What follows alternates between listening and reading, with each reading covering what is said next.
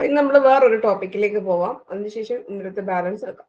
ഇപ്പൊ നോക്കിക്കേ, ഈ ഒരു ചോദ്യം, താഴെ പറയുന്ന കൂട്ടുകെട്ടുകളിൽ ഏതാണ് ഒന്നാം ലോക മഹായുദ്ധത്തിന്റെ ഫലങ്ങൾ ശരിയായി പ്രതിനിധീകരിക്കുന്നത്? ക്വസ്റ്റ്യൻ കാണാൻ പറ്റുന്നുണ്ടോ?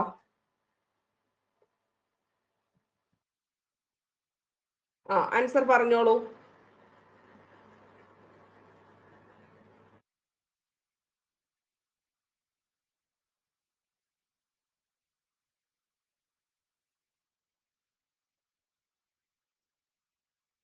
എല്ലാവർക്കും സി, 3 പേർക്ക് സി, 4 പേർക്ക് സി.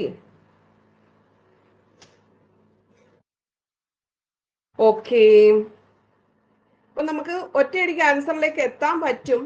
ഏതറിയാമെങ്കിൽ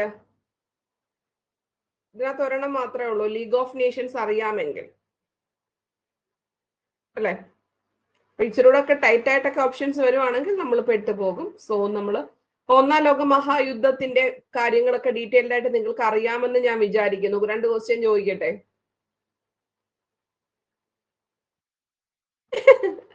അതെന്താ നോ? അതും മറന്നോ?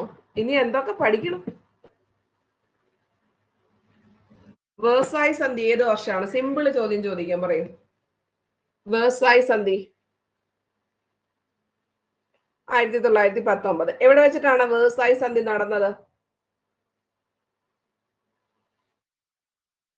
സ്ഥലം പാരീസ്. അതും അറിയാം. പിന്നെന്താ അറിയത്തില്ലെന്ന് പറയുന്നത്? എന്ത് മൂലമാണ് ഈ യുദ്ധം തുടങ്ങാനുള്ള കാരണം?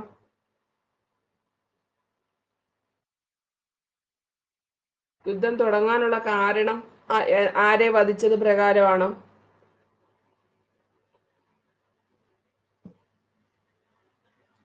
അപ്പൊ എല്ലാം അറിയാമല്ലോ.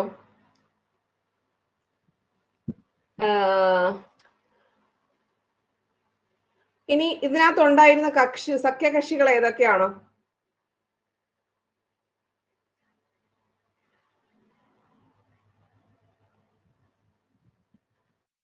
അറിയാമോ?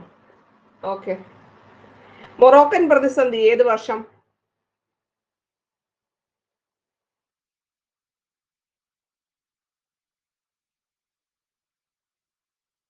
മറന്നോ? ബാൾക്കൺ പ്രതിസന്ധി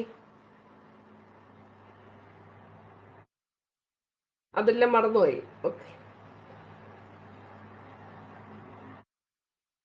ഓക്കെ. ഗ്രാൻഡ് ഇലൂഷൻ എന്ന് പറഞ്ഞിരിക്കുന്നത് ആരുടേതാണ്? ഗ്രാൻഡ് ഇലൂഷൻ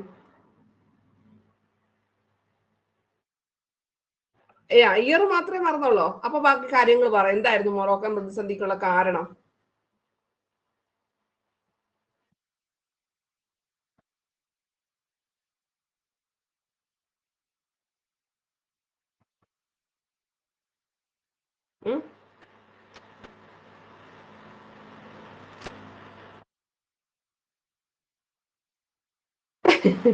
അപ്പൊ നോക്ക, എന്റെ ദൈവമേ, ഓരോ പരീക്ഷ കഴിഞ്ഞ് ഇങ്ങനായി തീർന്നാൽ എന്താകും എന്റെ കുഞ്ഞുങ്ങളെ?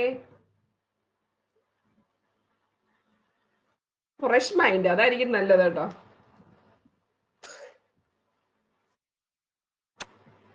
യുദ്ധത്തിന്റെ ഫലങ്ങൾ നമ്മൾ ഒടുവിൽ ആദ്യത്തിലോട്ടാണ് പോകുന്നത് കേട്ടോ. കാര്യം അല്ലെങ്കിൽ ആദ്യമൊക്കെ പഠിക്കാൻ ഇൻട്രസ്റ്റ് ഉണ്ടായിരിക്കും, അവസാനം വരുമ്പോ ഒന്നും അറിയത്തില്ല. നമ്മൾ ഒടുവിൽ നിന്ന് മേപ്പോട്ടാ പോകുന്നത്. കാര്യം നിങ്ങൾക്ക് ഓൾറെഡി ആ സിനിമയുടെ കഥ അറിയാം, അല്ലെ? സിനിമയുടെ കഥ അറിയാം, കഥാപാത്രങ്ങളെയൊക്കെ ഒന്നുകൂടെ കൊണ്ടുവച്ചാൽ മതി. അപ്പൊ പിന്നെ കഥ അറിയേണ്ട കാര്യമൊന്നും ഇല്ല. യുദ്ധത്തിന്റെ ആഫ്റ്റർ എഫക്റ്റ് എന്താണെന്ന് ചോദിച്ചു കഴിഞ്ഞാൽ, ഏഷ്യയിലെയും ആഫ്രിക്കയിലെയും സ്വാതന്ത്ര്യ സമരങ്ങൾ ശക്തിപ്പെടാൻ ഒന്നാം ലോക മഹായുദ്ധം കാരണമായോ എന്ന് ചോദിച്ചു കഴിഞ്ഞാൽ യെസ് എന്ന് പറയണം. ഇന്ത്യയിലെ പോലും പലധികം സമരങ്ങളും ഈ ഒന്നാം ലോക മഹായുദ്ധത്തിന് ശേഷമാണ് ശക്തി പ്രാപിച്ചത്. കൃഷി, വ്യവസായം, വാർത്താവിനിമയം, ഇതൊക്കെ 10th സ്റ്റാൻഡേർഡിൽ SCRT കടപ്പുണ്ട് കുറച്ചൊക്കെ പോയിന്റുകൾ കേട്ടോ. അപ്പൊ ഇനി ഇന്ന് അതെടുത്ത് ഒന്നുകൂടെ വേണമെങ്കിൽ വായിച്ചു നോക്കണം. വായിച്ചില്ലെങ്കിലും കുഴപ്പമില്ല, ഈ സ്ലൈഡ് വായിച്ചാലും മതി. ഇനി വേണ്ടവർക്കാണെങ്കിൽ ഡീറ്റെയിൽഡ് ആയിട്ട് ഇത് തന്നെ അവിടെ എഴുതി വെച്ചിട്ടുണ്ട്. അപ്പൊ ഇനി അത് വായിക്കുമ്പോൾ കുറച്ചും കൂടെ മനസ്സിലാവും. കൃഷി, വ്യവസായം, വാർത്താവിനിമയം തകർന്നു. ദാരിദ്ര്യം, തൊഴിലില്ലായ്മ, നാണയപ്പെരുപ്പം എന്നിവ വർദ്ധിച്ചു. ലീഗ് ഓഫ് നേഷൻസ് രൂപീകരിച്ചു. അപ്പൊ അതിനകത്ത് ഒരു പോയിന്റ് ആണ് ഇത് വന്നിരിക്കുന്നത്. ജർമ്മനിയിലെ ഹോഹൻസോളൻ, എന്താണ്? ജർമ്മനിയിലെ ഹോഹൻസോളൻ, സ്പെയിൻ, ഓസ്ട്രിയ, ഹംഗറിയിലെ ഹബ്സ്ബർഗ് മുതലായ രാജവംശങ്ങൾ സ്ഥാനഭ്രംഷ്ടരായി പോയി. അപ്പൊ ഇവിടെ നമുക്ക് ചോദ്യം വന്നത് ഹബ്സ്ബർഗ് റിലേറ്റ് ചെയ്തിട്ടുള്ള കാര്യമാണ് പരീക്ഷയ്ക്കകത്ത് വന്നത്. ഹബ്സ്ബർഗ്. ഓക്കെ, അപ്പൊ മനസ്സിലായോ? ഹബ്സ്ബർഗ് സാമ്രാജ്യത്തിന്റെ തകർച്ച. ഹബ്സ്ബർഗ്. അപ്പൊ ഹബ്സ്ബർഗ് എവിടെയായിരുന്നു? സ്പെയിൻ, ഓസ്ട്രിയ ഹംഗറിയിലെ രാജവംശമായിരുന്നു ഹബ്സ്ബർഗ്. സ്പെയിനിലെയും ഓസ്ട്രിയ ഹംഗറിയിലെയും രാജവംശമാണ് ഹബ്സ്ബർഗ് എന്ന് പറഞ്ഞത്. ഹബ്സ്ബർഗ്. ജർമ്മനിയിലെ ഇതുപോലെ നമുക്ക് ചോദിക്കാം, ഹോഹൻസോളൻ എന്നും പറഞ്ഞ് ചോദിക്കാം. മനസ്സിലായോ? അതായത് നമുക്ക് ഹബ്സ്ബർഗ് ചോദിച്ചു. അപ്പം ഹോഹൻസോളൻ എന്ന് പറഞ്ഞിരിക്കുന്ന രാജവംശം ഒന്നാം ലോക മഹായുദ്ധാനന്തരം സ്ഥാനഭ്രംഷ്ടരായോ എന്ന് ചോദിച്ചാൽ എസ് എന്ന് പറയണം. ഹോഹൻസോളൻ എന്നത് ജർമ്മനിയിലേതാണ്, ജർമ്മനി. അല്ലെങ്കിൽ തന്നെ ഒന്നാം ലോക മഹായുദ്ധത്തിന് ശേഷം എന്ത് ചെയ്തിട്ടുണ്ട്? ജർമ്മനിയെ കംപ്ലീറ്റ് പിടിച്ച് നിരായുധീകരിക്കുകയൊക്കെ ചെയ്തു. ജർമ്മനിയുടെ മൊത്തം പൈസ എല്ലാം എടുത്തുകൊണ്ട് പോയി അവിടുത്തെ രാജ്യങ്ങളും എല്ലാം സഖ്യകക്ഷികളൊക്കെ സ്വന്തമാക്കുകയൊക്കെ ചെയ്തിട്ടുണ്ടായിരുന്നു. അപ്പൊ ജർമ്മനിയിലെ ഏത് രാജവംശം സ്ഥാനഭ്രംഷ്ടമായി? ഹോഹൻസോളൻ എന്ന് പറയുന്ന രാജവംശം സ്ഥാനഭ്രംഷ്ടമായി. സ്പെയിൻ, ഓസ്ട്രിയ ഹംഗറിയിലെ ഹബ്സ്ബർഗ്, 3 സ്ഥലങ്ങളിലും ഒരു രാജവംശമായിരുന്നു ഹബ്സ്ബർഗ്. ഒന്ന് ഹോഹൻസോളനും ഒന്ന് ഹബ്സ്ബർഗുമാണ്. ഹബ്സ്ബർഗ് മുതലായ രാജവംശങ്ങൾ സ്ഥാനഭ്രംഷ്ടരായിട്ടുണ്ട്. തുർക്കിയിലെ ഖലീഫ ഭരണം അവസാനിച്ചു. മുസ്തഫ കമാൽ പാഷയുടെ നേതൃത്വത്തിൽ റിപ്പബ്ലിക്കൻ ഭരണം തുർക്കിയിൽ നിലവിൽ വന്നു. അപ്പൊ ഖലീഫ ഭരണം അവസാനിച്ചു ഏതിന്റെ റീസൺ തന്നെയാണ്? ഒന്നാം ലോക മഹായുദ്ധത്തിന്റെ അനന്തര ഫലം തന്നെയാണ്. തുർക്കിയിലെ ഖലീഫ ഭരണം അവസാനിച്ചു. ഇനി മുസ്തഫ കമാൽ ഉണ്ടല്ലോ, മുസ്തഫ കമാൽ. ഇനി ആരുടെ നേതൃത്വത്തിലാണ് തുർക്കിയിലെ റിപ്പബ്ലിക്കൻ ഭരണം നിലവിൽ വന്നത്? മുസ്തഫ കമാൽ പാഷ. മുസ്തഫ കമാൽ പാഷയുടെ നേതൃത്വത്തിലാണ് അത് നിലവിൽ വന്നത്. ഹണി, തുർക്കിയിലെ റിപ്പബ്ലിക്കൻ ഭരണം നിലവിൽ വന്നത്. ഏത് ഭരണം അവസാനിച്ചു? ഖലീഫ ഭരണം അവസാനിച്ചു. ഓക്കെ അല്ലേ നിമിഷ? ഓക്കെ. അപ്പം എന്തൊക്കെയാണ്? ഏഷ്യയിലെയും ആഫ്രിക്കയിലെയും സ്വാതന്ത്ര്യ സമരങ്ങൾ ശക്തിപ്പെട്ടു. കൃഷി, വ്യവസായം, വാർത്താവിനിമയം 3 മേഖലകളും തകർന്നു. ദാരിദ്ര്യം, തൊഴിലില്ലായ്മ, നാണയപ്പെരുപ്പം എന്നിവ വർദ്ധിച്ചു.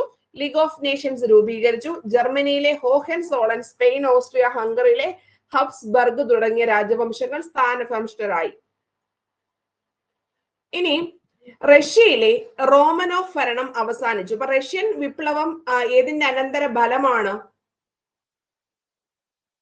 ഒന്നാം ലോക മഹായുദ്ധത്തിന്റെയാണ്. 1917 റഷ്യൻ വിപ്ലവം എന്ന് പറയുന്നത്, അല്ലെ? അപ്പൊ റഷ്യയിലെ ഏത് ഭരണം അവസാനിച്ചു? റോമനോഫ് ഭരണം അവസാനിച്ചു. റോമനോഫ്.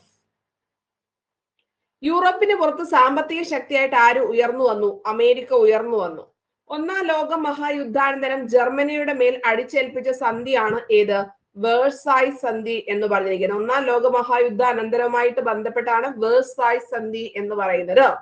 അപ്പൊ ഇതിന് നേതൃത്വം നൽകിയ രാജ്യങ്ങള് ബ്രിട്ടനും ഫ്രാൻസുമാണ് വേഴ്സായ് സന്ധിക്ക് നേതൃത്വം നൽകിയ രാജ്യങ്ങള്. ഒപ്പുവെച്ച സ്ഥലം ഏതാണ്? പാരീസിലാണ്. 1919 ഒപ്പുവെച്ചതെന്ന കാര്യം ഓർത്തു വെച്ചേക്കുക. 1919 വേഴ്സായ് സന്ധി നടന്നത്. ഒന്നാം ലോക മഹായുദ്ധാനന്തരം ആരുടെ മേൽ ഏൽപ്പിച്ചാണ്? ജർമ്മനി.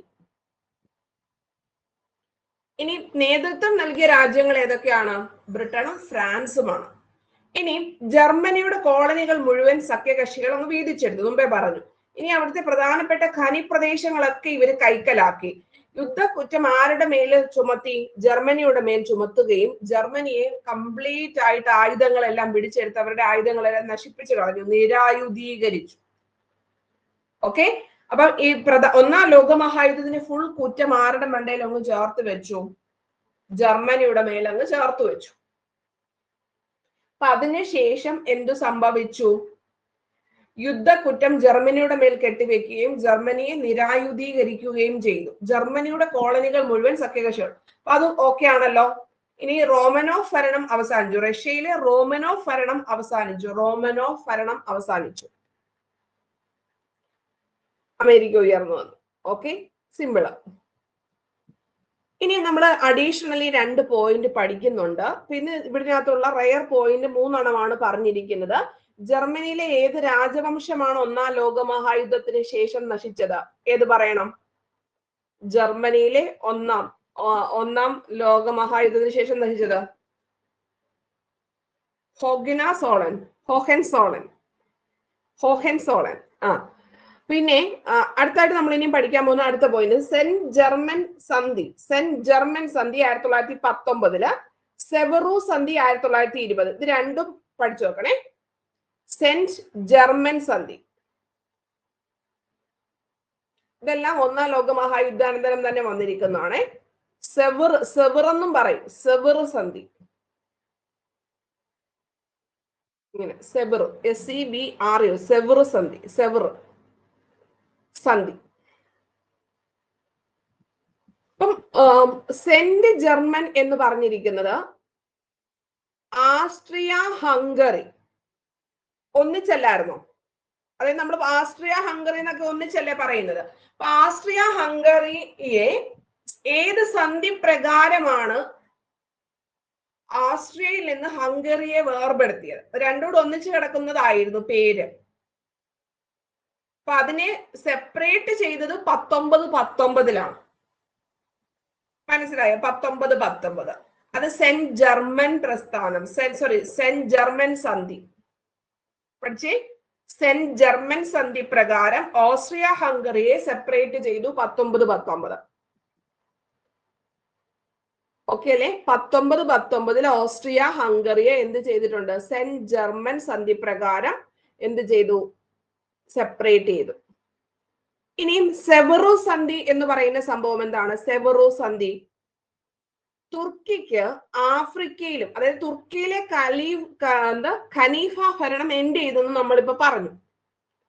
ഇനി തുർക്കിക്ക് ആഫ്രിക്കയിലും പശ്ചിമേഷ്യയിലും ഉണ്ടായിരുന്ന എല്ലാ അവകാശങ്ങളും നഷ്ടമാക്കാൻ കാരണമായ സന്ധിയാണ് സെവറു സന്ധി എന്ന് പറയുന്നത്. അപ്പൊ ഇവിടെ രണ്ട് സന്ധികൾ വരുന്നുണ്ട്. First one is saint German എന്നും സെക്കൻഡ് വൺ ഈസ് സെവറു സന്ധി എന്നിട്ടുമാണ് പറയുന്നത്. സെവറു സന്ധി എന്നുമാണ് പറയുന്നത്. ഓക്കെ, അപ്പം തുർക്കിക്ക് ആഫ്രിക്കയിലും പശ്ചിമ ഏഷ്യയിലും ഉള്ള എല്ലാ അവകാശങ്ങളും, എവിടെയൊക്കെയാണ്? ആഫ്രിക്കയിലും പശ്ചിമ ഏഷ്യയിലും ഉണ്ടായിരുന്ന എല്ലാ അവകാശങ്ങളും നഷ്ടപ്പെടാൻ കാരണമായ സന്ധിയാണ് സെവറു സന്ധി. ഓക്കെ, സെവറു സന്ധി തുർക്കിക്ക് ആഫ്രിക്കയിലും പശ്ചിമ ഏഷ്യയിലും ഉണ്ടായിരുന്ന എല്ലാ അവകാശങ്ങളും നഷ്ടമാകാൻ കാരണമായ സന്ധിയാണ് സെവറു സന്ധി എന്ന് പറയുന്നത്. ഒന്നാം ലോക മഹായുദ്ധത്തിൽ ഏറ്റുമുട്ടിയ സൈനിക സഖ്യങ്ങളാണ് ത്രികക്ഷി സഖ്യവും ത്രികക്ഷി സൗഹാർദ്ദവും. അപ്പൊ നിങ്ങൾക്ക് ഇപ്പം സെവറു സന്ധിയും സെന്റ് ജർമ്മൻ സന്ധിയും കൃത്യമായിട്ട് ഓർക്കാൻ പറ്റുന്നുണ്ടോ? ഇപ്പൊ എല്ലാം വളരെ വ്യക്തമായിട്ട് ഓർക്കുന്നുണ്ടായിരിക്കും അല്ലേ? ത്രികക്ഷി സഖ്യവും ത്രികക്ഷി സൗഹാർദ്ദവും നല്ല ഇമ്പോർട്ടൻസ് ഉണ്ട് ഡിഗ്രി ലെവൽസിന് വേൾഡ് ഹിസ്റ്ററി കേട്ടോ. അപ്പൊ അതനുസരിച്ച് വേണം പഠിക്കാൻ. 10 മാർക്കുണ്ട് ഹിസ്റ്ററി പ്രിലിംസിന്, ആർട്സിനും 10 മാർക്കുണ്ട്. അപ്പൊ അതുകൊണ്ട് അതൊക്കെ കൃത്യമായിട്ട് പഠിക്കണം. ത്രികക്ഷി സഖ്യം, ത്രികക്ഷി സൗഹാർദ്ദം, ഒന്നാം ലോക മഹായുദ്ധത്തിൽ ഏറ്റുമുട്ടിയ സൈനിക സഖ്യങ്ങൾ, ത്രികക്ഷി സഖ്യം, ത്രികക്ഷി സൗഹാർദ്ദം. പഠിച്ചാ?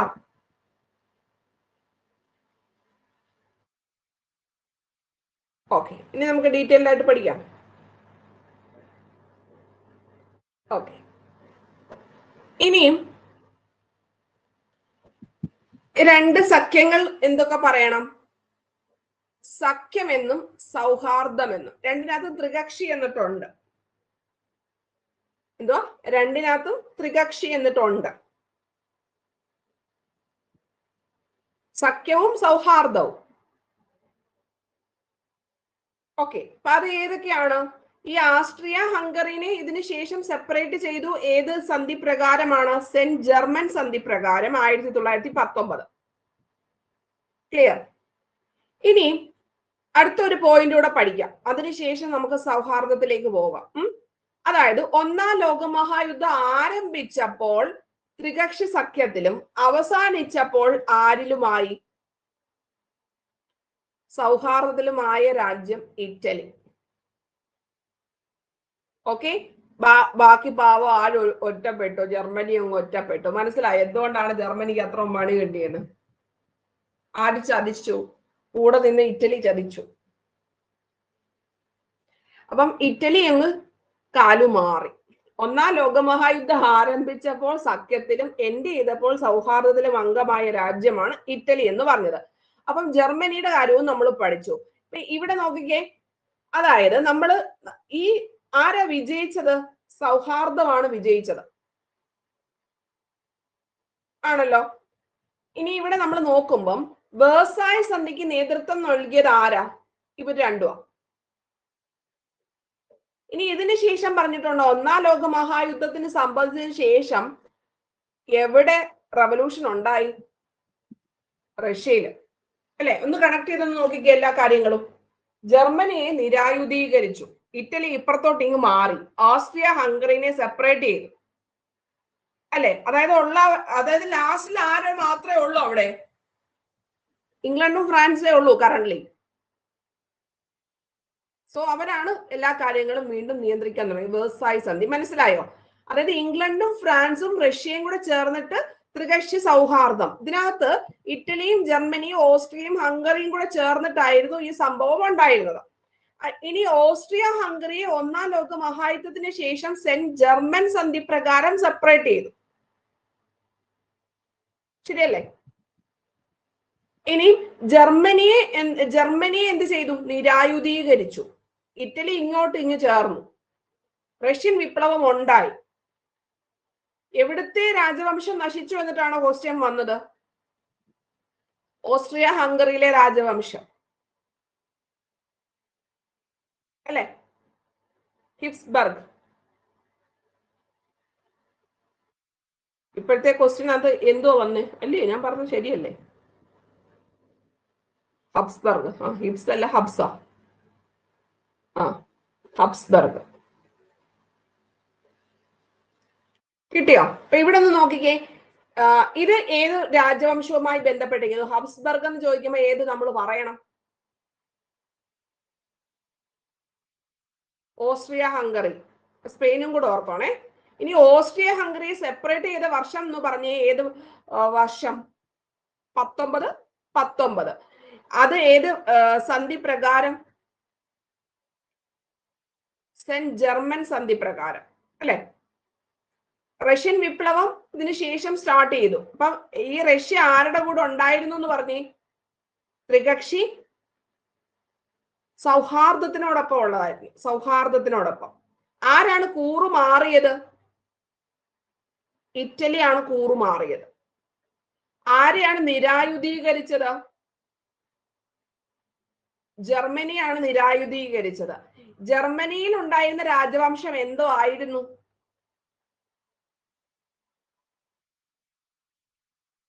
ജർമ്മനിയിൽ ഉണ്ടായിരുന്ന രാജവംശം ഹോഹൻ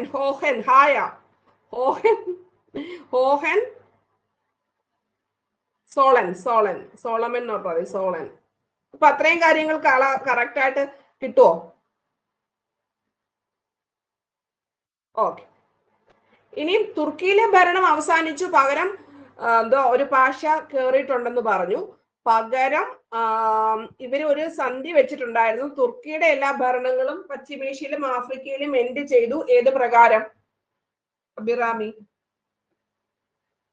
സെവറസ് സന്ധി പ്രകാരം. അപ്പൊ അത്രയും കാര്യങ്ങൾ ക്ലിയർ ആയിട്ട് മനസ്സിലായോ? ഓക്കെ. അതൊക്കെ പുതിയ പോയിന്റ്സുകളെല്ലാം അഡീഷണൽ ആണ്. ടൈറ്റിൽ ഹെഡിങ് കൊടുക്കുമ്പം ആ സെവർ എന്നൊക്കെ ഉള്ളതൊന്ന് കൊടുത്തേക്കണം. എന്നാലേ നിങ്ങൾ അത് ഇടയ്ക്കിടയ്ക്ക് ഒന്ന് എടുത്ത് വെച്ച് നോക്കത്തുള്ളൂ. അല്ലെങ്കിൽ ഒന്നാം ലോക മഹായുദ്ധം അറിയാവുന്നുള്ള ചിന്തയിൽ അങ്ങ് പോകും. അപ്പൊ അതിനകത്ത് കോമ കൊടുക്കണം. സെവർ ടൈറ്റിൽ ഹെഡിങ് ഒന്നാം ലോക മഹായുദ്ധത്തിനകത്ത് കൊടുക്കണം. എന്താ ആ തകർച്ച, പിന്നെ ഹോഹൻസോളന്റെ ഓർക്കണം. പിന്നെ എന്താണ് ടൈറ്റിൽ ഹെഡിങ് കൊടുക്കേണ്ടത്? 2 സന്ധി, സെവറും സെന്റ് ജർമ്മന്റേതും കൊടുക്കണം. ബാക്കിയൊക്കെ കോമൺ ആണ്, അത് കുഴപ്പമില്ല. ഇനി നമ്മൾ ഇത്രയും കാര്യങ്ങൾ നിങ്ങൾ പഠിച്ചു. ഓക്കെ. ഇനി നമ്മൾ അടുത്തായിട്ട് പഠിക്കുന്നത് ബേസിക് ആയിട്ട് നിങ്ങൾക്ക് അറിയാവുന്ന കാര്യമാണ്. അതൊന്നുകൂടെ ഒന്ന് പഠിക്കുന്നതെന്ന് മാത്രമേ ഉള്ളൂ. അതായത് സാമ്രാജ്യത്വ മത്സരങ്ങൾ വിജയിക്കുന്നതിനായിട്ട് യൂറോപ്യൻ രാജ്യങ്ങൾ സ്വീകരിച്ച പ്രധാനപ്പെട്ട മാർഗമാണ് ഏത്? തീവ്ര ദേശീയത എന്ന് പറയുന്നത്. സാമ്രാജ്യത്വ മത്സരങ്ങൾ വിജയിക്കുന്നതിനായിട്ട് യൂറോപ്യൻ രാജ്യങ്ങൾ സ്വീകരിച്ച പ്രധാനപ്പെട്ട മാർഗമാണ് തീവ്ര ദേശീയത. അതായത് രാജ്യം എന്റേതാണെന്നും എന്റെ രാജ്യത്ത് ചെയ്യുന്ന എല്ലാ കാര്യങ്ങളും നല്ലതാണെന്നും ഒക്കെയുള്ള ഒരു ഓവർ ആയിട്ടുള്ള നാഷണലിസത്തിനെയാണ് ഇതുകൊണ്ട് ഉദ്ദേശിക്കുന്നത്. അതാണ് തീവ്ര ദേശീയത കൊണ്ട് ഉദ്ദേശിക്കുന്നത്.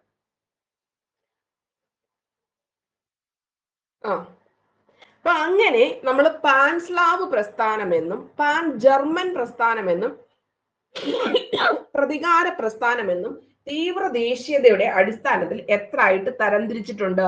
3 ആയിട്ട് തരംതിരിച്ചിട്ടുണ്ട്. പാൻസ്ലാവ്, പാൻ ജർമ്മൻ, പ്രതികാരം. അപ്പൊ അതൊന്ന് പഠിക്കാം. അപ്പൊ ഈ പാൻസ്ലാവ് പ്രസ്ഥാനം എന്ന് പറയുന്നത് ആരുടെ നേതൃത്വത്തിലായിരുന്നു? റഷ്യയുടെ നേതൃത്വത്തിലായിരുന്നു.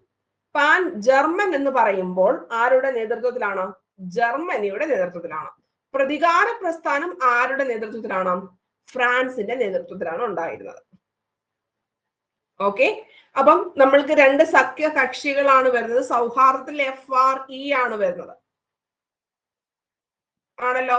ഇവിടെ ഫ്രാൻസിന്റെ പേരിലുണ്ട്, റഷ്യയും ഉണ്ട്. ആരിതിനകത്തൊന്നും പങ്കെടുത്തിട്ടില്ല? ഇംഗ്ലണ്ട് ഒന്നും പങ്കെടുത്തിട്ടില്ല ഈ പറയുന്ന നാഷണലിസം വരുന്ന സമയത്ത്. പകരം ഇപ്പുറത്തുനിന്ന് ആര് കയറി എടുത്തിട്ടുണ്ട്? ജർമ്മൻ കയറിയിട്ടുണ്ട്. ഓക്കെ, അതായത് ദേശീയത റിലേറ്റ് ചെയ്ത് പറയുമ്പോൾ FREക്കകത്തെ FR മാത്രമേ എടുത്തുള്ളൂ. പിന്നെ ഇപ്പുറത്തുനിന്ന് ജർമ്മനിയാണ് വന്നിരിക്കുന്നത്. ഇനി നമുക്ക് നോക്കാം. സ്ലാവ് വംശജനെ ആയതുകൊണ്ടാണ് ഇതിന് എന്ത് വന്നിരിക്കുന്നത്? പാൻ സ്ലാവ് എന്ന് പറയുന്നത്. ഓക്കെ, ഇതെന്തോ എവിടെയാണ്? യൂറോപ്പിലാണ്. കിഴക്കൻ യൂറോപ്പില് സെർബിയ, ബൾഗേറിയ, ഗ്രീസ് തുടങ്ങിയ രാജ്യങ്ങളിലെ സ്ലാവ് വംശജരെ തങ്ങളുടെ നേതൃത്വത്തിൽ ഏകീകരിക്കാൻ റഷ്യ ആഗ്രഹിച്ചു. എവിടെയൊക്കെയാണ്? ഏത് വംശജരെയാണ്? സ്ലാവ് വംശജരെയാണ് ഏകീകരിക്കാൻ വേണ്ടി ശ്രമിച്ചത്. ഏതൊക്കെയാണ്? Serbia, Bulgaria, Greece. Okay, Serbia, Bulgaria, Greece. ആരുടെ? റഷ്യയുടെ നേതൃത്വത്തിലാണ്. ഇനി ഈ സെർബിയയുടെ ഒരു കാര്യം നിങ്ങൾ നോട്ടമിട്ട് വെച്ചേക്കണം. കാര്യം 1ാം ലോകമഹായുദ്ധത്തിന്റെ കീ പോയിന്റ് ആരുമായി ബന്ധപ്പെട്ടതാണ്? സെർബിയയുമായി ബന്ധപ്പെട്ടതാണ്. സോ സെർബിയ പാൻസ്ലാവ് പ്രസ്ഥാനവുമായിട്ട് കണക്റ്റഡ് ആയിട്ടുള്ള കാര്യം ഓർത്തു വെച്ചേക്കണം. Bulgaria, Greece.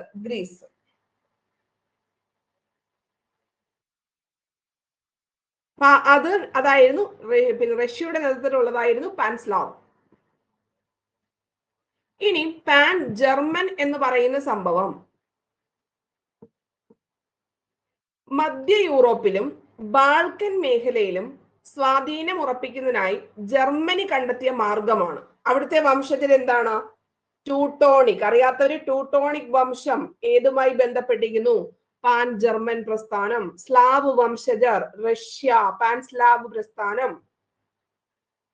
ഓക്കെ, ഇപ്പം ബാൾക്കൻ മേഖലയിലാണെങ്കിൽ ട്യൂട്ടോണിക് വർഗക്കാരെ ഏകോപിപ്പിക്കാൻ വേണ്ടിയിട്ട് ട്യൂട്ടോണിക് വർഗക്കാരെ അത് ജർമ്മനിയാണ് ചെയ്തത്. ട്യൂട്ടോണിക് ജർമ്മനി എന്ത് ചെയ്തു കൊടുത്തു?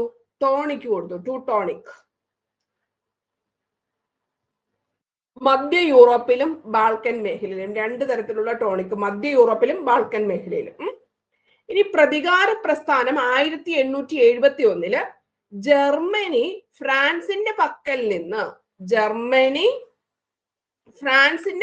നിന്ന് അൾസൈസ്, ലോറൻസ് എന്നീ പ്രദേശങ്ങൾ കൈവശപ്പെടുത്തി. ആര് കൈവശപ്പെടുത്തി? ജർമ്മനി കൈവശപ്പെടുത്തി. ആരുടെ പക്കൽ നിന്ന്? ഫ്രാൻസിന്റെ പക്കൽ നിന്ന്. ഇത് തിരികെ പിടിക്കുന്നതിനായി ഫ്രാൻസിന്റെ നേതൃത്വത്തിൽ ആരംഭിച്ചതാണ് പ്രതികാര പ്രസ്ഥാനം എന്ന് പറയുന്നത്. പ്രദേശങ്ങൾക്ക് വേണ്ടി. ഇത് രണ്ടും എന്തിനു വേണ്ടിയിട്ടായിരുന്നു? ഒരു വംശജരെ ഏകോപിപ്പിക്കാൻ വേണ്ടിയിട്ടാണ്. ഒന്ന് സ്ലാവ് വംശജരെയും മറ്റേത് ട്യൂട്ടോണിക് വർഗക്കാരെയും. ഓക്കെ, ഒന്നുകൂടെ പറയാം. അതായത് സ്ലാവ് വംശജരെ ഏകോപിപ്പിക്കാൻ വേണ്ടിയിട്ട് ആര് ചെയ്തു? റഷ്യ. അത് എന്തൊക്കെ പ്രദേശങ്ങളാണ്? ഗ്രീസ് വരുന്നുണ്ട്, സെർബിയ വരുന്നുണ്ട്, ബൾഗേറിയ എന്നല്ലേ? ഓക്കെ, ഇനി അടുത്തത് പ്രതികാര പ്രസ്ഥാനമാകുമ്പോൾ ജർമ്മനി ഫ്രാൻസിന്റെ പക്കൽ നിന്നും ആൾസൈസ്, ലോറൻസ് എന്നീ പ്രദേശങ്ങൾ കൈവശപ്പെടുത്തി. അത് തിരിച്ചു പിടിക്കാൻ വേണ്ടിയിട്ട് ഫ്രാൻസിന്റെ നേതൃത്വത്തിൽ ആരംഭിച്ചതാണ് പ്രതികാര പ്രസ്ഥാനം. Okay, Alsace, Lorraine. ഇനി അടുത്തത് നമ്മൾ പറയുന്നത് ടൂട്ടോണിക് വർഗക്കാരെ ഏകോപിപ്പിക്കാൻ വേണ്ടിയിട്ട് ജർമ്മനിയുടെ നേതൃത്വത്തില് ബാൾക്കൻ മേഖലയിലും അതുപോലെ തന്നെ മധ്യ യൂറോപ്പിലും നടത്തിയിരുന്ന പ്രസ്ഥാനമായിരുന്നു പാൻ ജർമ്മൻ പ്രസ്ഥാനം എന്ന് പറയുന്നത്. അപ്പൊ പ്രതികാര പ്രസ്ഥാനം ജർമ്മനിയും ഫ്രാൻസും തമ്മിലാകുമ്പോൾ സ്ലാവ് വംശജരെ ഏകോപിപ്പിക്കാൻ വേണ്ടിയിട്ട് റഷ്യ, ഗ്രീസ്, സെർബിയ, ബൾഗേറിയ തുടങ്ങിയ പ്രദേശങ്ങളിൽ ആരംഭിച്ച പ്രസ്ഥാനമാണ് സ്ലാവ് പ്രസ്ഥാനം. ആൻഡ് ടൂട്ടോണിക് വിഭാഗക്കാരെ ഏകോപിപ്പിക്കാൻ വേണ്ടിയിട്ട് ജർമ്മനിയുടെ നേതൃത്വത്തിൽ മധ്യ യൂറോപ്പിലും ബാൾക്കൻ മേഖലയിലുമായിട്ട് നടത്തിയതായിരുന്നു ഏത് പാൻ ജർമ്മൻ എന്ന് പറയുന്നത്. ക്ലിയർ ആണോ അത്രയും കാര്യങ്ങൾ? ഒന്നുകൂടെ പറഞ്ഞു നോക്കിക്കേ. സ്ലാവ് വംശജർ റഷ്യ, ഗ്രീസ്, സെർബിയ, ബൾഗേറിയ. പ്രതികാര പ്രസ്ഥാനം ആൾസൈസ്, ലോറൻസ്. ഈ സ്ഥലങ്ങൾ കൃത്യമായിട്ട് പഠിച്ചു വെക്കണം കേട്ടോ, അത്രയും പ്രദേശങ്ങൾ. അപ്പൊ ഇതെല്ലാം എന്തിന്റെ അടിസ്ഥാനത്തിലായിരുന്നു? തീവ്ര ദേശീയതയുടെ അടിസ്ഥാനത്തിലായിരുന്നു. അപ്പൊ അതുകൊണ്ടാണ് കുറച്ചുകൂടെ അവിടെ ആ ഒരു രീതിയിലുള്ള ഏകോപനം ഒക്കെ വന്നത്. ഇനി നമ്മൾ അടുത്തായിട്ട് പഠിക്കാൻ പോകുന്നത് രണ്ടെണ്ണം കൂടെ പഠിക്കണം. 1871 കൂടെ ഒന്ന് ഓർത്ത് വെച്ചേക്കണം കേട്ടോ. മൊറോക്കൻ പ്രതിസന്ധി വർഷം 1904, ബാൾക്കൻ പ്രതിസന്ധി 1912. ഇത് രണ്ടും എന്തുമായി ബന്ധപ്പെട്ടിരിക്കുന്നു? ഒന്നാം ലോക മഹായുദ്ധവുമായി ബന്ധപ്പെട്ടിരിക്കുന്നു. മനസ്സിലായോ? ഇതിന്റെ എല്ലാ ടൈറ്റിൽ ഹെഡിങ് എഴുതി വെക്കണം. എന്തിനാണെന്ന് ചോദിച്ചു കഴിഞ്ഞാൽ താഴെ പറയുന്നവയിൽ ഒന്നാം ലോക മഹായുദ്ധവുമായി ബന്ധപ്പെട്ടത് ഏത് എന്നൊക്കെ പറഞ്ഞ് നമ്മളോട് ചോദിക്കുക, അല്ലെങ്കിൽ ആഫ്റ്റർ എഫക്ട്, അല്ലെങ്കിൽ അതിലേക്ക് ലീഡ് ചെയ്തത് എന്തെന്നൊക്കെ പറഞ്ഞ് ചോദിക്കുമ്പോൾ നമുക്ക് എഴുതാൻ വേണ്ടിയിട്ടാണ് ടൈറ്റിൽ ഹെഡിങ്, അല്ലെങ്കിൽ മറന്നു പോകും കുറെ കൂടുതൽ പഠിക്കുമ്പോൾ. മൊറോക്കൻ പ്രതിസന്ധിയും ബാൾക്കൻ പ്രതിസന്ധിയും കൃത്യമായിട്ട് ഓർത്തു വെച്ചേക്കണം. വർഷം 1904. ഇത് ഒന്നാം ലോക മഹായുദ്ധത്തിലേക്ക് ലീഡ് ചെയ്തിട്ടുണ്ടോ? ഉണ്ട്. ബാൾക്കൻ പ്രതിസന്ധി 1912. ഓക്കെ, ഇപ്പൊ നമ്മള് ഈ സെർബിയയും ഗ്രീസിനെയും ബൾഗേറിയനെയും റിലേറ്റ് ചെയ്ത് എന്തുവാ കണ്ടത്? പാൻസ്ലാവ് എന്ന് നമ്മൾ പറഞ്ഞു അല്ലെ? പാൻസ്ലാവ് പ്രസ്ഥാനം. അപ്പൊ അവിടെ എന്തുകൂടെ അഡീഷണലി ഉണ്ട്? മോണ്ടിനെഗ്രോ എന്നൂടെ അഡീഷണലി ഉണ്ട്. ബാൾക്കൻ പ്രതിസന്ധി, ഇതൊരു ഇത്രയുമാണ് ബാൾക്കൻ സഖ്യം എന്ന് പറയുന്നത്. ബാൾക്കൻ സഖ്യത്തിനകത്ത് മുമ്പേ പഠിച്ചതിനോടൊപ്പം ആരുടെ കൂടെ ചേർക്കണം? മോണ്ടിനെഗ്രയും കൂടെ ചേർന്നാൽ ബാൾക്കൻ സഖ്യം കിട്ടും. ഓക്കെ, എന്തുകൂടെ ചേർക്കണം? മോണ്ടിനെഗ്രയും കൂടെ ചേർത്ത് കഴിഞ്ഞാല് ബാൾക്കൻ സഖ്യമായിട്ട് കിട്ടും. ഒന്നുകൂടെ പറയാം, മുമ്പേ നമ്മൾ സ്ലാവിന്റെ വംശജരെ പറഞ്ഞതിനകത്ത് സെയിം സംഭവത്തിനകത്ത് മോണ്ടിനെഗ്രയും കൂടെ ആഡ് ചെയ്താൽ ഏത് സഖ്യം കിട്ടും ശില്പ? ബാൾക്കൻ സഖ്യം കിട്ടും. ഏതാണ്? ബാൾക്കൻ സഖ്യം കിട്ടും. ഓക്കെ, അപ്പൊ ഇനി നമ്മൾ നോക്കുന്നത് ഗ്രീസിന് കിഴക്കുള്ള, അപ്പൊ ഗ്രീസുമായിട്ട് ഇവിടെ ബന്ധമുണ്ട്. ഇതിന് കിഴക്കുള്ള ഈജിയൻ കടലിനും കരിങ്കടലിനും സമീപത്തായിട്ടാണ് ആര് സ്ഥിതി ചെയ്യുന്നത്? ബാൾക്കൻ മേഖല. ഈ ഗ്രീസിന് കിഴക്ക് ഏത് കടലെന്ന് മാത്രം ഓർത്തേച്ചാൽ മതി, ഏതിന് കിഴക്കെന്ന് ഓർത്തേച്ചാൽ മതി. ഗ്രീസിന് കിഴക്കായിട്ട് ഈജിയൻ കടലിനും കരിങ്കടലിനും സമീപത്തായിട്ട് ബാൾക്കൻ മേഖല സ്ഥിതി ചെയ്യുന്നത്. ഇത് ആരുടെ ഭാഗമായിരുന്നു? തുർക്കികളുടെ ഭാഗമായിരുന്നു. ആരുടെയാണ്? തുർക്കികളുടെ ഭാഗമായിരുന്നു. അപ്പൊ ഈ തുർക്കികൾ ഒന്നാം ലോക മഹായുദ്ധം ഇപ്പൊ മനസ്സിലാവുന്നുണ്ടോ? ഇവിടെ ഒരു കണക്ഷൻ. എന്തുകൊണ്ടാണ് തുർക്കികളുമായിട്ട് നമ്മൾ ഒന്നാം ലോക മഹായുദ്ധ അനന്തരമായിട്ട് തുർക്കികളുടെ ഭരണം അവസാനിക്കാൻ കാരണം എന്ന് പറഞ്ഞിരിക്കുന്നത്? അതായത് ഇവിടെയുള്ള സ്ലാവ് വംശജരെ ആരുടെ നേതൃത്വത്തിൽ ഏർപ്പെടുത്തിയിട്ടുണ്ടായിരുന്നു? റഷ്യയുടെ നേതൃത്വത്തിൽ അവിടെ ഏകോപിപ്പിക്കുന്ന സംഭവങ്ങൾ തീവ്ര ദേശീയതയുടെ അടിസ്ഥാനത്തിൽ നടക്കുന്നുണ്ടായിരുന്നു ബാക്ക്ഗ്രൗണ്ടിൽ. ഓക്കെ, അപ്പൊ ഈ 1912 തുർക്കിയെ ആര് പരാജയപ്പെടുത്തി? ഇവരെല്ലാം കൂടെ ചേർന്ന് പരാജയപ്പെടുത്തി. എന്നാൽ യുദ്ധത്തിന്റെ നേട്ടങ്ങൾ പങ്കെടുക്കുന്നതിൽ ബാൾക്കൻ സഖ്യത്തിലെ രാഷ്ട്രങ്ങൾ തമ്മിൽ അഭിപ്രായ വ്യത്യാസം ഉണ്ടായി. കൂട്ടുകക്ഷിയായ സമയത്ത് എല്ലാവരും തമ്മിൽ അങ്ങ് വഴക്കുണ്ടായി. ഇത് പിന്നെയും പ്രശ്നങ്ങൾക്ക് കാരണമായി. ആ രാജ്യങ്ങൾ തമ്മിൽ അങ്ങോട്ടും ഇങ്ങോട്ടേക്കും പ്രശ്നം വന്നു. അതുകൊണ്ടാണ് മൂന്നാമതൊരു രാജ്യം വന്ന് അവരെ ഭരിക്കാൻ വന്നത്, റഷ്യ. മനസ്സിലായോ? ഇവിടുള്ള ആ ഒരു അല്ലെങ്കിൽ ദേശീയവാദം ഉൾപ്പെടെ ആ ഒരു സ്ലാവ് വംശജരെ ഏകോപിപ്പിക്കാൻ കാരണമായത് എന്തുകൊണ്ടാണ്? ഇവർ തമ്മിൽ ഭിന്നിച്ച് നിൽക്കുന്നത് കൊണ്ടാണ്. മനസ്സിലാവുന്ന പറഞ്ഞ കാര്യം? അതായത് ഇത് സംഭവം നടക്കുന്നത് 1912-ലാണ്. ഒന്നുകൂടെ ഞാൻ പറയാമേ. ഇപ്പൊ ബാൾക്കൻ പ്രതിസന്ധി എന്ന് പറയുന്നത് നമ്മളെ പ്രധാനമായിട്ടും കണക്ട് ചെയ്ത സ്ലാവ് പ്രസ്ഥാനമായിട്ട് നിങ്ങളുടെ ബ്രെയിനിൽ കണക്ഷൻ കൊണ്ട് കൊടുക്കണം. സ്വിച്ച് കത്തിയോ? ബാൾക്കൻ പ്രതിസന്ധി കണക്റ്റഡ് ടു ആ സ്ലാവ് പ്രസ്ഥാനം. അഡീഷണലി മോണ്ടിനെഗ്രോ മാത്രം ആഡ് ചെയ്താൽ മതി. 12-ലായിരുന്നു. ഇത് ആരുമായിട്ട് ബന്ധപ്പെട്ടാണോ? തുർക്കികളായിരുന്നു ഇത് മൊത്തം കൺട്രോൾ ചെയ്തത്. ലാസ്റ്റിൽ എന്ത് ചെയ്തു? തുർക്കിയെ ഇവർ പരാജയപ്പെടുത്തി. പക്ഷെ എന്ത് ചെയ്തു? ഈ രാഷ്ട്രങ്ങൾ തമ്മിൽ പിന്നീട് വഴക്കായത് മൂലം പിന്നീടും ഇവർ തമ്മിൽ അങ്ങോട്ടും ഇങ്ങോട്ടും യുദ്ധത്തിന് കാരണമായി ഈ രാജ്യങ്ങൾ. അപ്പൊ ആ സമയത്തായിരിക്കും മേ ബി റഷ്യ വന്നിട്ട് ഇവരുള്ള വംശജരെയൊക്കെ ഏകോപിപ്പിച്ച് അതിന്റെ നേതൃത്വത്തിലേക്ക് ആക്കിക്കൊണ്ടുവന്ന് ഒന്നാം ലോകമഹായുദ്ധത്തിലേക്ക് ലീഡ് ചെയ്യാൻ വരികയാണ്. ഇനി നോക്കാം. 1904 ബ്രിട്ടനും ഫ്രാൻസും തമ്മിൽ ഒപ്പിട്ട രഹസ്യ സന്ധി അനുസരിച്ച് ആരൊക്കെ തമ്മിലാ?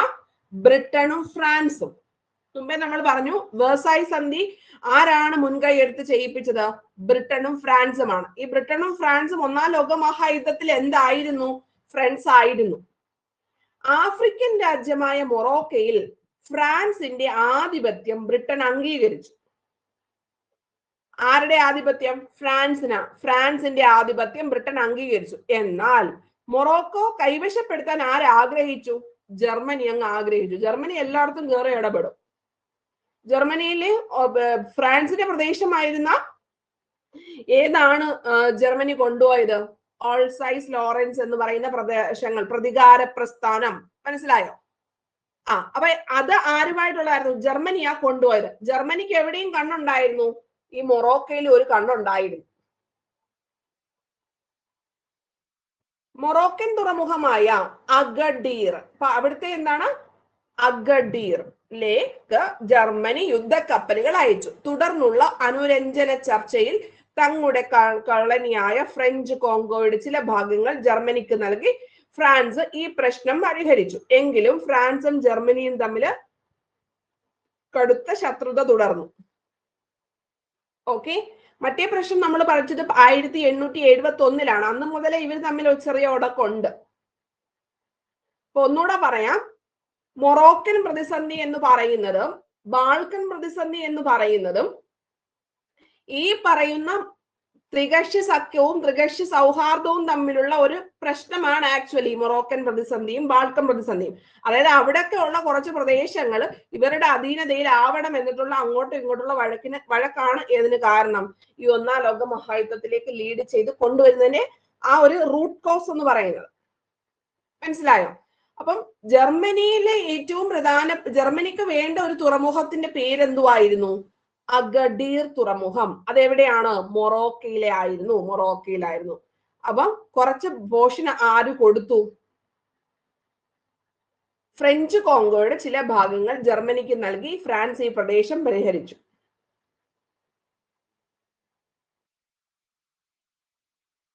ഒന്നുകൂടെ പറയട്ടെ.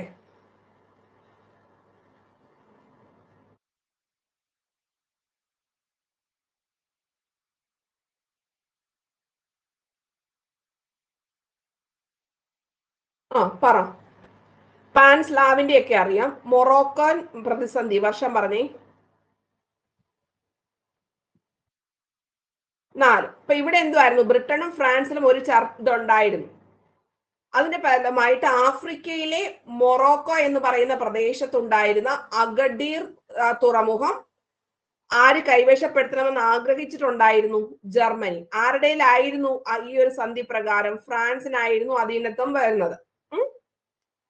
പക്ഷെ ജർമ്മനിക്കും താല്പര്യം ഉണ്ടായിരുന്നു. അപ്പൊ ഇവർ തമ്മിൽ ഒരു കോംപ്രമൈസ് ആക്കിയത് ഏത് പ്രദേശം കൊടുത്തിട്ടാണ്? കോങ്കോ എന്ന് പറയുന്ന ഫ്രഞ്ചിന്റെ കുറച്ച് പ്രദേശം കൊടുത്തിട്ടാണ് ഈ ഒരു സംഭവം കോംപ്രമൈസ് ആക്കിയത്. അത് ക്ലിയർ ആയിപ്പോ?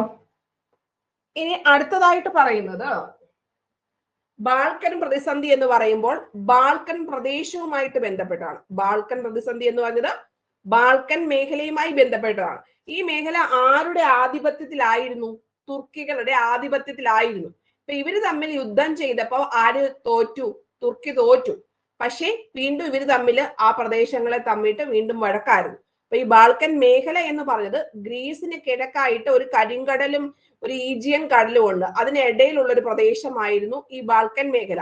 ഇനി ഈ ബാൾക്കൻ മേഖലയിൽ ഉൾപ്പെടുന്നതാണ് മോണ്ടിനെഗ്രോ എന്ന് പറയുന്നതും ഗ്രീസ് എന്ന് പറയുന്നതും ബൾഗേറിയ എന്ന് പറയുന്നതും പിന്നെന്തുവാ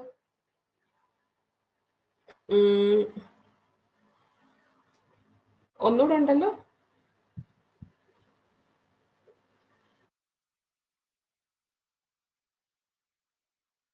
സ്പെയിനോ? നിനക്ക് എന്തുവാ? സെർബിയ. ഏറ്റവും പ്രധാനപ്പെട്ട ആളെ നിങ്ങളൊന്ന് മറന്നു, സെർബിയ. എന്തൊക്കെയാണ്? Montenegro, Greece, Bulgaria, Serbia. ഈ 4 സ്ഥലങ്ങളൂടെ ചേർന്നിട്ടാണ് ബാൾക്കൻ മേഖല വരുന്നത്. ക്ലിയർ ആയോ? അപ്പൊ അത്രേ ഉള്ളൂ ബാൾക്കൻ പ്രതിസന്ധി. ബാൾക്കൻ പ്രതിസന്ധി വർഷം 1912. അത് തുർക്കിയുമായിട്ടായിരുന്നു പ്രശ്നം നടന്നത്. പക്ഷെ തുർക്കി തോറ്റുപോയി. എന്നിട്ട് പോലും ഇവർ തമ്മിൽ അങ്ങോട്ടും ഇങ്ങോട്ടും വീണ്ടും വീണ്ടും നടക്ക് നടന്നു. അപ്പൊ ഈ പ്രദേശങ്ങളുമായി ബന്ധപ്പെട്ട് റഷ്യ നടത്തിയിട്ടുള്ള ഏകോപനമായിരുന്നു പാൻസ്ലാവ് പ്രസ്ഥാനം. മൊറോക്കൻ പ്രതിസന്ധി ആക്ച്വലി ഫ്രാൻസും ജർമ്മനിയും തന്നെയാണ്. പ്രതികാര പ്രസ്ഥാനവും ഫ്രാൻസും ജർമ്മനിയും തന്നെയാണ്. ഫ്രാൻസും തമ്മിലുള്ള ഒരു കരാറായിരുന്നു ഇത്. ആ ഒരു സമയത്ത് എന്ത് ചെയ്തു? മൊറോക്ക എന്ന് പറയുന്ന പ്രദേശം ഉണ്ടായിരുന്ന തുറമുഖം വേണമെന്നും പറഞ്ഞിട്ടുള്ള വഴക്കായിരുന്നു മൊറോക്കൻ പ്രതിസന്ധി. മൊറോക്കോയ്ക്ക് വേണ്ടിയിട്ടുള്ള പ്രതിസന്ധി കേട്ടോ. അതായത് മൊറോക്കയ്ക്ക് വേണ്ടിയിട്ടുള്ള പ്രതിസന്ധി, മൊറോക്കൻ പ്രതിസന്ധി.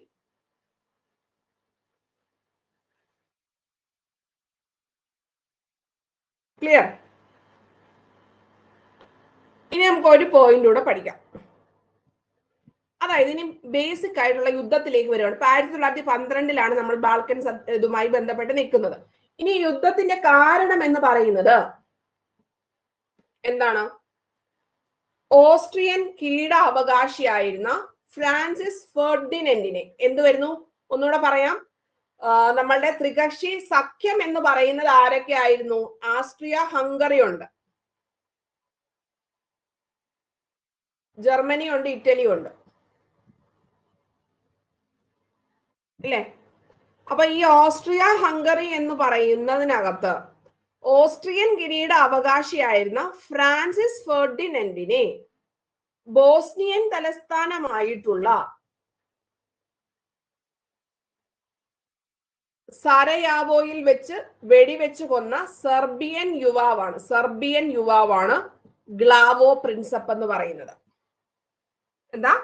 സരയാവോയിൽ വെച്ചിട്ടാണ് ഫെർഡിനൻഡിനെ കൊന്നത്. ഓക്കെ, അപ്പം ഇത് ആലോചിച്ച് നോക്കുക. സെർബിയ ഇപ്പൊ ആരുടെ അണ്ടറിലായിരുന്നു ഈ ബാൾക്കൻ പ്രദേശമൊക്കെ വരുന്ന സമയത്ത്?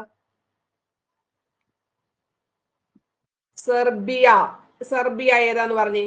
പാൻസ്ലാവ് പ്രസ്ഥാനം, റഷ്യ, അല്ലെ? അപ്പം ഇവിടെ FRE എന്ന് പറയുന്ന സംഭവം ഉണ്ട്. ഇതിന് ഓപ്പോസിറ്റ് നിൽക്കുന്നതാണ് ആസ്ട്രിയ ഹംഗറി. ആസ്ട്രിയയിലെ രാജാവിനെയാണ് സെർബിയയിലെ ഒരു ചെറുക്കൻ വന്നിട്ട് അങ്ങ് കൊന്നത്. അപ്പൊ ആര് പുറകിന്ന് ചെയ്യും? റഷ്യ. മനസ്സിലായോ? അതായത് ഓസ്ട്രിയൻ കിരീട അവകാശിയായ ഫ്രാൻസിസ് ഫെർഡിനൻഡിനെ ബോസ്നിയൻ തലസ്ഥാനമായ സരയാവോയിൽ വെച്ച് കൊന്നത് ഭീമൻ അല്ല, അങ്ങനെയൊക്കെ ഉണ്ടല്ലോ. ചത്തത് കീചകനെങ്കിൽ കൊന്നത് ആരാണെന്നൊക്കെ പറയുന്നത് പോലെ. അതായത് സെർബിയക്കാരനാണ് കൊന്നതെങ്കിൽ ആരറിയാതെ കൊല്ലത്തില്ല, റഷ്യ അറിയാതെ കൊല്ലത്തില്ല. അപ്പൊ അതാണ് പ്രധാനമായിട്ടും ഇതിലേക്ക് വന്നതിനുള്ള റീസൺ എന്ന് പറയുന്നത്. ഇനി ഇതിന് കാരണം സെർബിയ ആണെന്ന് പ്രഖ്യാപിച്ച് ആസ്ട്രിയ സെർബിയക്കെതിരെ യുദ്ധം പ്രഖ്യാപിച്ചു. ആർക്കെതിരെ? ഓസ്ട്രിയ സെർബിയക്കെതിരെ യുദ്ധം പ്രഖ്യാപിച്ചു. ഫെർഡിനൻഡിനെ കൊന്നതിന് പകരം ആ കൊന്ന ചെറുക്കന്റെ പേരാണ് ഗാവ്ലോ പ്രിൻസപ്പ്.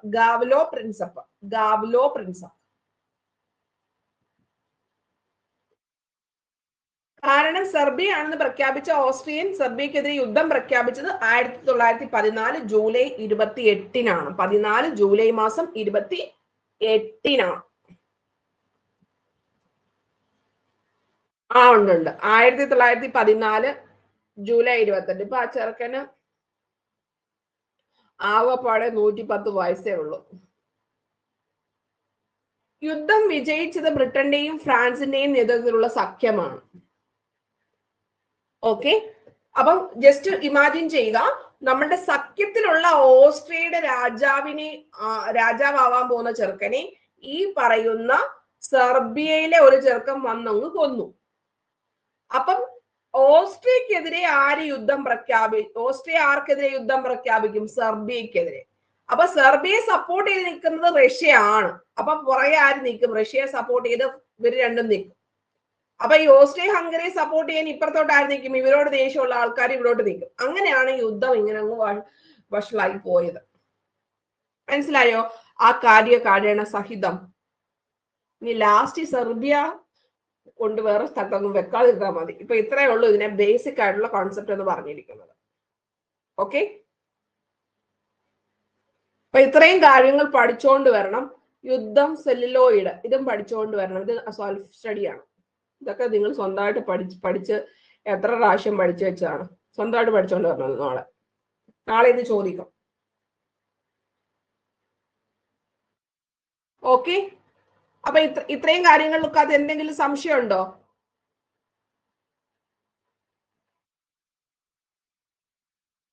ഇല്ല, ഇപ്പൊ എല്ലാം കട്ട് ആൻഡ് ക്ലിയർ ആണ്. മൊറോക്കൻ പ്രതിസന്ധി ഏത് വർഷമാ?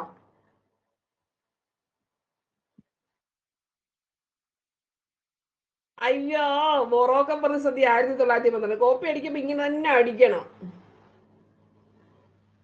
ഇപ്പൊ പറയും ഞങ്ങൾ കേട്ടത് ബാൽക്കൻ ആണെന്ന് പറയും.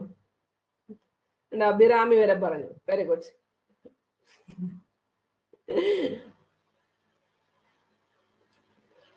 ഓക്കെ, അപ്പൊ സെർബിയക്കെതിരെ യുദ്ധം പ്രഖ്യാപിച്ചത് ഡേറ്റ്?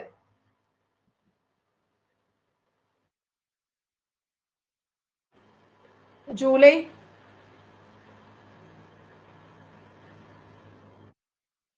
28. ഓക്കെ, അപ്പൊ വെള്ളിയാഴ്ച പരീക്ഷ ഉണ്ട്, അത് പഠിച്ചുകൊണ്ട് വരണം ഡേറ്റ്. അപ്പൊ ശരി, bye, thank you, love you all.